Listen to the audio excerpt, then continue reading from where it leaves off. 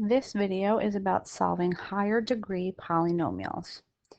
So what you should notice in the first example is that it's asking you to factor.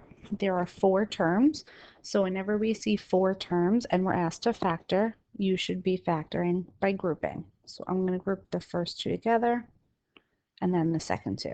The first 2 have a GCF of x squared. When I factor that out, I'm left with x plus 3. The second 2 have a GCF of -9. When I factor that out, I'm also left with x plus 3. This matches, so that's my GCF and it comes to the front. My other 2 pieces go together in the second parentheses. Remember that you always want to factor completely, and this second parentheses here is a dots situation. My first parentheses gets brought down because I didn't use it, and then I'm going to square root each piece. X plus 3 and x minus 3. So remember, factoring with an expression, there's no equal sign, you leave it as your parentheses. On the right-hand side, I was asked to solve. Remember that the difference with solving is that there's now an equal 0 here.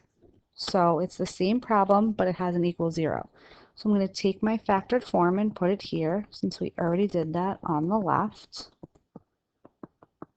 And then just have my equal 0. But remember, normally you would have to factor first. The only reason I'm not is because we just did it on the left. The extra step with factoring is, of course, to tee off as well. So I have x plus 3 equals 0, x plus 3 equals 0, and x minus 3 equals 0. Subtract 3, x equals -3. Same thing here. Add 3, x equals 3. Notice how these 2 are the same. When you list it in the curly brackets, you are only going to list it once. Whoops. You don't want to list it twice. That's not allowed. So just like that, or remember, since they're the same, you could do plus minus 3. Here's another one. The left I'm factoring, the right I'm solving. This time I have 2 terms. There's no GCF, so it either has to be dots or cubes, which is SOAP. In this case, I have perfect cubes, so it's going to be SOAP. So my cube root of the first piece is x. My cube root of the second piece is 3. A small parentheses, a bigger parentheses. Same sign, opposite sign, always positive. Same, opposite, always positive. First parentheses is just those cube roots, and then I'm going to square the first, which is x squared, multiply them together, which is x times 3, 3x, square the second, 3 squared, that's 9. So this is my factored form. On the right-hand side, it's asking me to solve, so I'm going to take my factored form, and I am going to add my equal 0 at the end.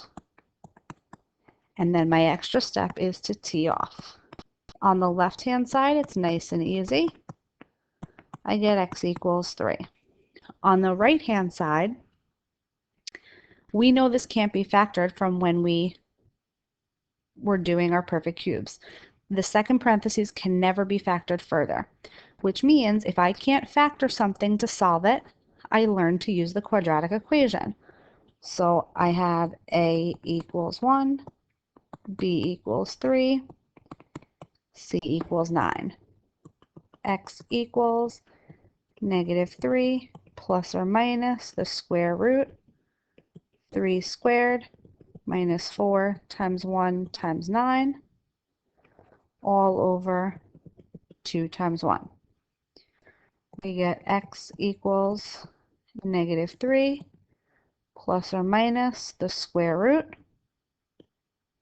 over 2. Remember, that much you can do on your own, and then what's underneath the radical here is going to go into your calculator exactly as you see it, parentheses included, no radical included. So when you type that in, you're going to get a negative number, negative 27. And until now, we've always told you negatives are not allowed under the radical. And that's true. For right now, we're going to leave it. We're not going to go any further.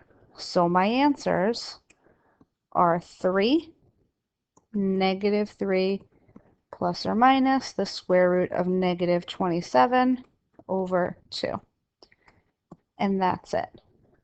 In the future, we'll learn how to work with that negative under the radical, but for right now, you're done. So what is the difference between these equations and the one we were solving in previous days? So a higher degree polynomial means that it's, if you notice, if we go back, it was an x cubed, x cubed, x cubed. What we had been doing in previous days was just x squared. So higher degree polynomial is x cubed or larger. Quadratic, which is what we had been doing over the last few days, is an x squared. What's important to know is the quadratic formula only works with an x squared.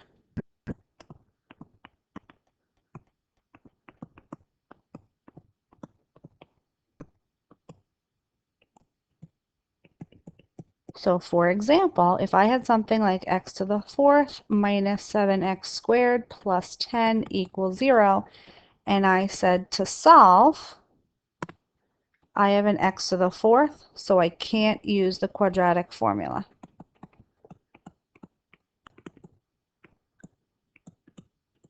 I would have to solve by factoring or solve another way. So that's the main difference in what we're doing in these last two examples compared to what we did previously. We're just going to do 2 more examples before the end of the video, and then we'll do more practice in class. So remember, even when we were solving quadratic, it must be equal to 0 to start. So my first step here is going to be to subtract 10x cubed on both sides. X to the fifth minus 10x cubed plus 21x equals 0. Remember, you always want to start with GCF. What do they all have in common? They all have an x in common. So I'm going to take out an x. I'm left with x to the fourth minus 10x squared plus 21. Now I ask myself, how many terms do I have? I have 3 terms. Is there a number in front? There's an imaginary 1, so I can go right to the AM method, remembering that this x on the outside has to be brought down. Square root the first piece. To square root a variable, we divide the exponent by 2. X squared, use my sign trick, bring down the first sign, multiply the next 2 together. A negative times a positive is a negative. I'm multiplying to 21, so my options are 1 and 21, or 3 and 7. In this case, it's 3 and 7. Bigger number comes first. Always want to try to keep factoring. Neither of these are a perfect square, so I can't use dots. I can't factor anymore. Once you're done factoring, you're going to tee off. All the way on the left, I have x equals 0, no solving to be done. In the middle, x squared minus 7 equals 0. On the right, x squared minus 3 equals 0. Add 7 to both sides.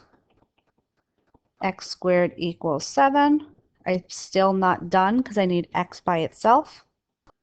Square root. x equals plus or minus. You always have a plus or minus with an even root. We talked about that with inverses. 7 is not a perfect square. I can't simplify it. I'm just leaving it. Same thing happens over here. Add 3 to both sides. Square root. X equals plus or minus radical 3. So my solutions are 0 plus or minus radical 7 plus or minus radical 3.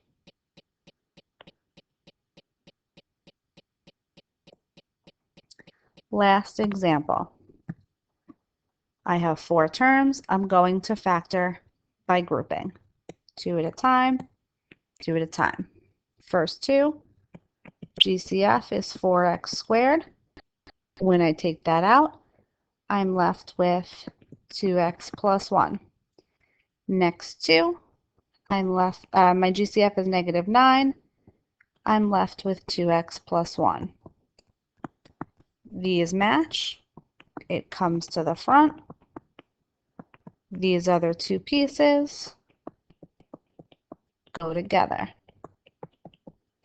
We always want to factor completely. In the last case, I couldn't because they weren't perfect squares. In this case, I can continue factoring because they're perfect squares.